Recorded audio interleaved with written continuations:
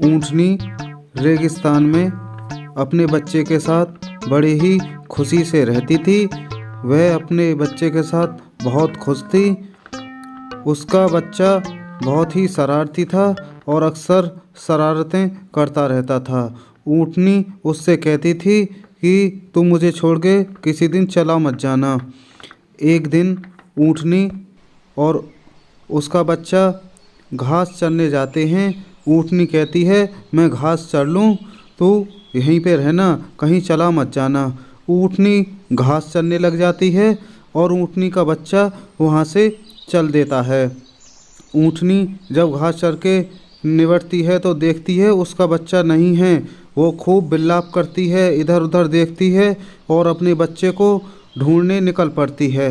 ऊँटनी जंगल में अपने बच्चे को देखती है। काफ़ी सारे ऊँट मिलते हैं लेकिन उसे अपना बच्चा कहीं नहीं मिलता।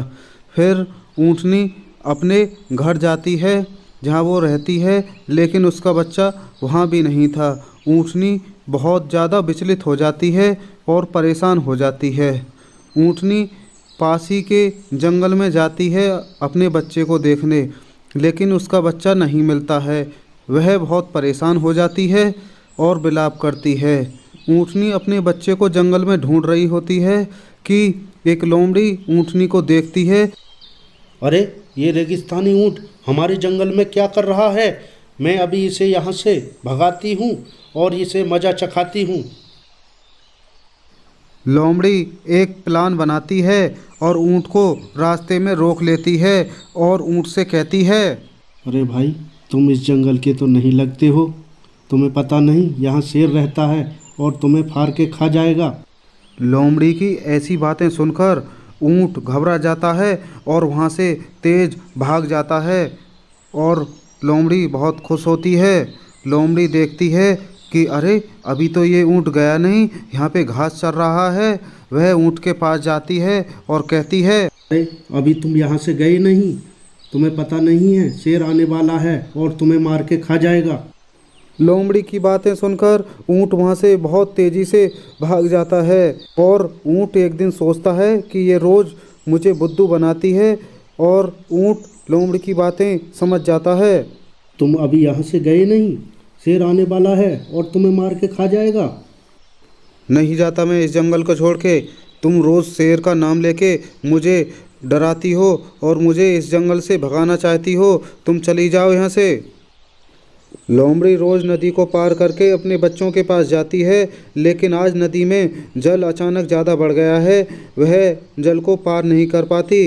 वह रोने लगती है और विलाप करने लगती है।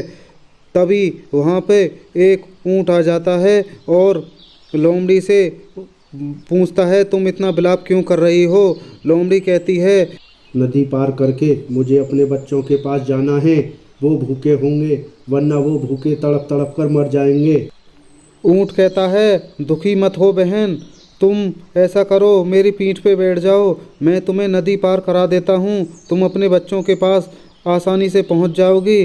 ऊँट की पीठ पर लोमड़ी बैठ जाती है और ऊँट लोमड़ी को नदी पार करा देता है।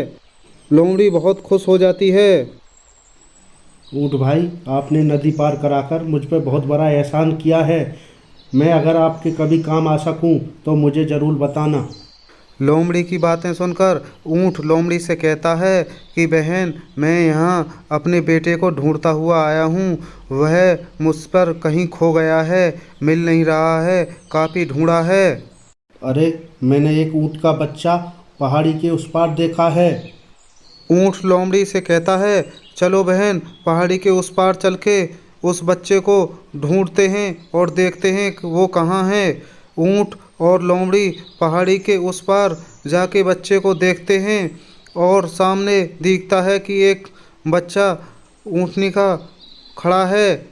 ऊँटनी को देख के ऊँटनी का बच्चा उसकी तरफ भागने लगता है और ऊँटनी के पास आके खड़ा हो जाता है। ऊँटनी अपने बच्चे को पाकर बहुत खुश होती है और लोमड़ी का धन्यवाद करती है और अपने बच्चे को लेके अपने जंगल में वापस चली जाती है।